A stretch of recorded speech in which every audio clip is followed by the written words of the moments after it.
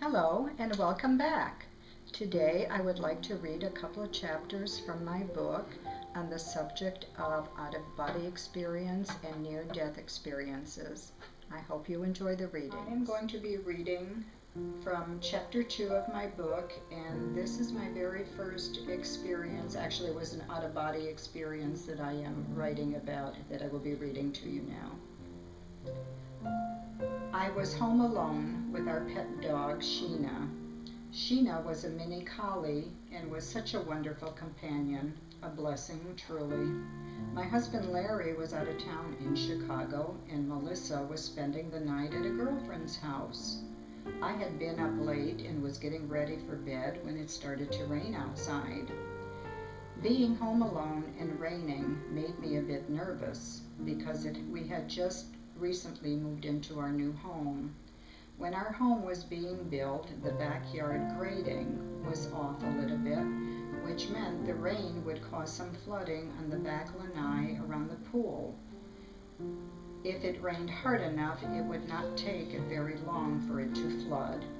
It started to pour, causing the streets in front of the house to flood and back up the drainage system, which backed up the rainwater and started to flood the backyard, and then of course the lanai in the pool. I would have to go out back and try to sweep the water off the lanai so it would not come inside the house. After a while of this struggle with the rain, I started to pray and asked the Lord to please calm the rains so the house wouldn't flood. After a few minutes of prayer, the rain would subside to just a drizzle. When I would stop praying, the rain would start up again. I would have to go back outside to sweep the water off the lanai again.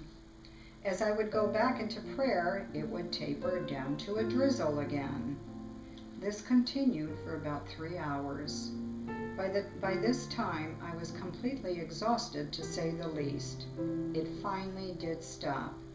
I washed up and put on a white satin nightgown and went to bed, thanking Jesus for answered prayers and telling him how much I loved him.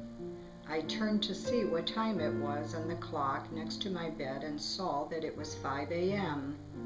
I lay down on my back with my hands across my chest and took a deep breath. As soon as I took the deep breath, I noticed that my heart rate had slowed down considerably, and all of a sudden it just stopped beating. I was awake and aware of all this. I even said to myself, "My heart just stopped."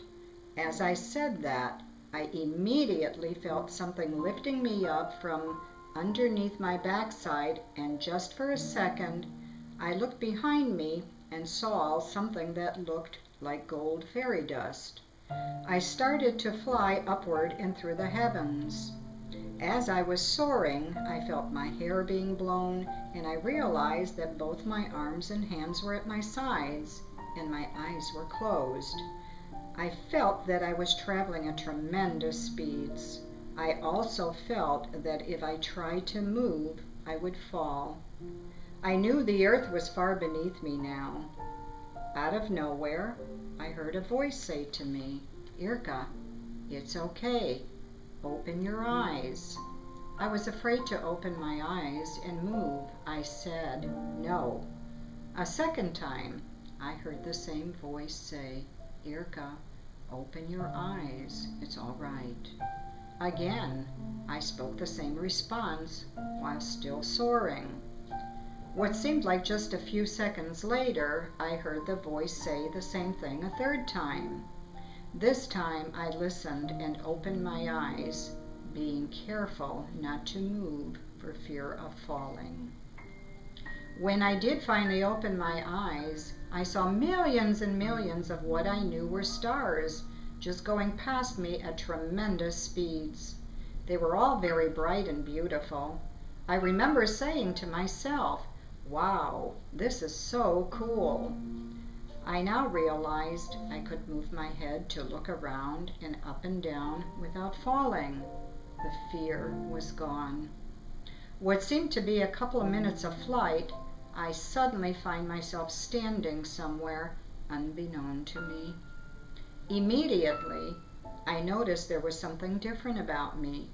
I had on a different white gown than the one I wore to bed. I could not see my feet when I looked down at myself.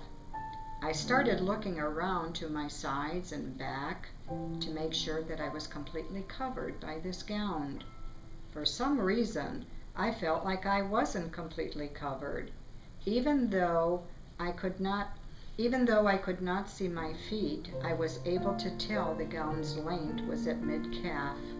I stood there and looked around to see where I was. As I looked directly to my right, I saw long tables with earthly clothes as far as my eyes could see.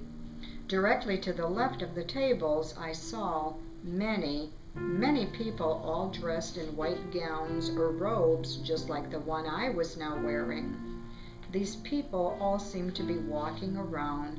All were joyful and talking with each other. Then I looked directly in front of myself and saw this unbelievably huge, beautiful, bright, pure white, fluffy cloud, like the ones you can see while flying in an aircraft at high altitudes. I could not see anything beyond this cloud. It was like a wall. Then I looked to my left and saw a man coming towards me. From a distance, he looked like someone I thought I knew from the church. As he came closer to me, I realized it was not anybody from the church, but yet I knew him. I noticed that he was not walking. He was gently floating. He was dressed in pure white robe that was whiter than anything I had ever seen. It was radiant. Again, I had the feeling that I was not completely covered by the gown that I was wearing. As he approached me, I felt like I was going to melt in his presence. I never experienced such great love. I knew that I just wanted to stay there with him. As he looked at me, smiling, he saw that I was uncomfortable about something and asked me what was wrong. I asked him if I could have another robe to make sure that I was completely covered. He so lovingly smiled at me, and out of nowhere, he had a white robe in his hands and placed that robe around my shoulders. He embraced me, then looked directly in my eyes and said, "Irka, don't worry, you will soon have your full white robe." We were communicating, but it was not verbally. It was with our minds, telepathically. He understood me and I understood him. Together we floated over to where that beautiful white cloud was and stood directly in front of it, facing each other and communicating all the while. I had a very important question I wanted to ask him.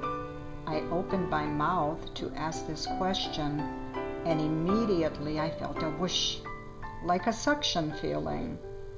I found myself sitting up on the edge of my bed and asking myself why I was back here. I did not want to be back, and I didn't have a chance to ask that important question. I turned to look at the clock by my bed, and it was 5:30 a.m. I was gone for 30 minutes. Whether I was in my body or out of my body, I do not know. I was filled with much joy after I realized what I had just experienced. I wanted to tell the whole world about it. I could hardly contain myself, as you can imagine. I did not get any sleep that night nor the following day. But after a hard night of being alone and trying to keep the house from getting flooded by the rainstorm, and the exhaustion, truly my joy cometh in the morning.